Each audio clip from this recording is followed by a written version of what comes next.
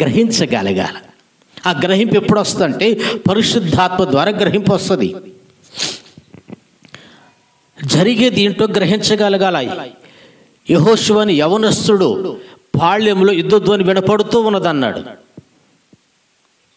దేవుడు మోషే తర్వాత యెహోషువని నాయకత్వ బాధ్యతలు అప్పగించడానికి, యెహోషువని ఘనపరిచి గొప్ప చేయటానికి, బ్రతుకు దినములన్నిట ఘనమైన పాత్రగా ఉండడానికి గల కారణం ఏంటంటే అతను చూడకపోయినా దూరముగా ఉండి ఆ శబ్దాన్ని విని ఆ శబ్దాన్ని గ్రహించి ఇది యుద్ధధ్వని అని గ్రహించాడు.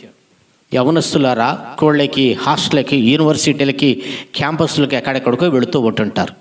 వెళ్ళిన తర్వాత కొంతకాలానికి నేను మోసపోయాను, వాళ్ళని నమ్మి వీళ్ళని నమ్మి నా బ్రతుకు పాడైపోయిందని చెప్పేసి జీవితం విసిగి వేసారిపోయి ముగిసే టైంలో గ్రహించే కంటే నీ ప్రక్కనున్న వారు ఎవరు, నువ్వు వెళుతున్న మార్గం ఏంటి, నువ్వు వెళుతున్న త్రోవ ఏంటి, నువ్వు ఏ త్రోవలో వెళుతున్నావు, ఏ త్రోవలో ఏం జరుగుతూ ఉన్నది, నీ ముందు ఏమి జరుగుతుందో నువ్వు గ్రహించగలుగుచున్నావా? వివేచన శక్తిని, గ్రహింపును అనుగ్రహించగలిగిన దేవుడు యేసు ప్రభు.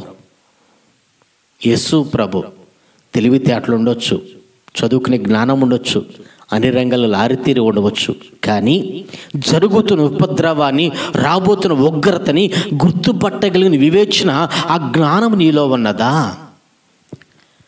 మోషే కొండ మీద ఉండి దేవుని సన్నిధిలో ఉన్నాడు కాబట్టి ఇక ఆయన ముఖ ప్రకాశం వలన దేవుని సన్నిధిలో నుంచి వచ్చిన అతనికి సంగీత ధ్వని వినపడింది. కానీ యెహోషువ అది యుద్ధ ధ్వని అన్నాడు. నిజంగా పాళెంలోకి వెళితే జీనులు తిని త్రాగి విచ్చలవిడితనంగా ప్రవర్తిస్తూ ఉన్నారు. అప్పుడు యెహోషువ మోషే ఒక మాట చెప్పాడు, ఇదిగో యెహోవా పక్షమున ఉన్న వాళ్ళు ఎవరో రమ్మన్నారు.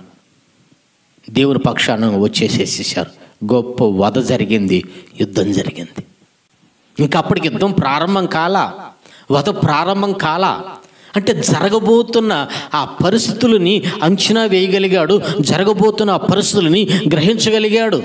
యవనస్తులారు, మీ ఆత్మీయ జీవితంలో రాబోతున్న ఉగ్రతని తప్పించుకొనుటకు బుద్ధి చెప్పిన వాడు ఎవడో? ఇదిగో చెట్ల వేరను గొడ్డలు పెట్టబడి ఉన్నది, మారు మనసు తగిన ఫలాలు మీరు ఫలించండి. ఏదో ప్రార్థనా దినోత్సవం, ప్రార్థనా వీరులమి, ఆ పెంతెకొస్తు పండగని కాదు, మారు మనసు తగిన ఫలాలు మీరు ఫలించగలుగుతున్నారా? మీ ఆత్మీయ జీవితాలలో మారు మనసు ఫలాలు ఫలించండి. ఇంకా అప్పటికి యుద్ధం ప్రారంభం కాల. వీళ్ళు దిగి వచ్చి చూసిన తర్వాత మోషేకు కోపం వచ్చి, ఎవరో యెహోవా పక్షమున ఉన్నవారు రండి, జీవము గల దేవుని పక్షమున ఉన్నవారు రండి అని చెప్పినప్పుడు వస్తే అప్పుడు యుద్ధం ప్రారంభమైంది. అంటే యెహోషువను దేవుడు ఎందుకు ఘనపరిచాడు, గొప్ప చేశాడు, ఎందుకు ఆత్మచేత నింపాడంటే రాబోతును అని గ్రహింపగలిగిన వివేచన శక్తిని నువ్వు పొందుకోవాలి. దేవుని ప్రజలారా, అది చదువుతో రాదు, లోక జ్ఞానముతో రాదు, లోక సంపదలతో రాదు, లోక ఘనతలో రాదు. మొన్న మధ్య కర్ణాటకలో ఎవరో క్రికెట్లో బాగా గెలిచారంట, వాళ్ళకి సన్మాన కార్యక్రమం ఏర్పాటు చేశారు. వీరాభిమానికి వెళ్ళి మృత్యువాతబడి చనిపోయింది. చదివింది బాగా, గోల్డ్ మెడలిస్టు, కానీ అక్కడ రాబోతున్న ఉగ్రతను గుర్తుపట్టలా, అక్కడ రాబోతున్న అపాయాన్ని గుర్తుపట్టలా. లోక జ్ఞానం ఉంది, గోల్డ్ మెడలిస్టు, కానీ తను వెంబడిస్తున్న మృత్యువును గుర్తుపట్టలేకపోయింది. అంటే లోకంలో ఉన్న జ్ఞానం ఉంది కానీ ఆత్మ సంబంధమైన ఆత్మీయ జ్ఞానము, వివేచన లేదు. ఉంటే అయ్యో జనం వస్తున్నా, తొక్కేసలాట జరిగిద్దేమో, నన్ను నేను కాపాడుకోవాలి, నేను బయటికి వెళ్ళిపోవాలని చెప్పేసి ఆ ప్రాంగణం నుంచి బయటకు వచ్చి తనను తాను కాపాడుకునేది గోల్డ్ మెడలిస్ట్.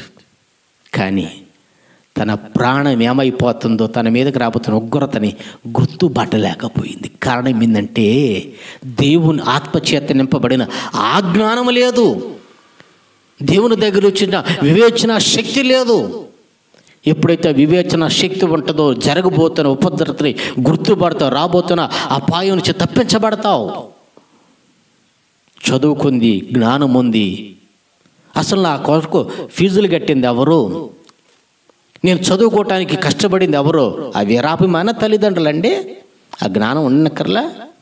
ఈరోజు నీ కోసం కష్టపడి ప్రయాసపడి నీ విద్యా సంవత్సరం అంతా నిన్ను కష్టపెట్టనీక నీకు నెమ్మదినిచ్చి నీ అవసరాలు తీర్చి ఉన్నత చదువులు చదవాలని నీ కొరకు చెమటొచ్చి ప్రయాసపడిన నీ తల్లిదండ్రులు పక్కన పెట్టి ఎవరో కోట్లు కూడా సంపాదించుకుంటూ పేరు ప్రఖ్యాతులు సంపాదించుకుంటూ డబ్బు సంపాదించుకుంటూ తన బతుకుతూ తన మానాన్ని జీవిస్తూ ఉన్న వారికి వీరాభిమానివై జీవితాన్ని అర్ధాంతరంగా ముగించుకున్నది.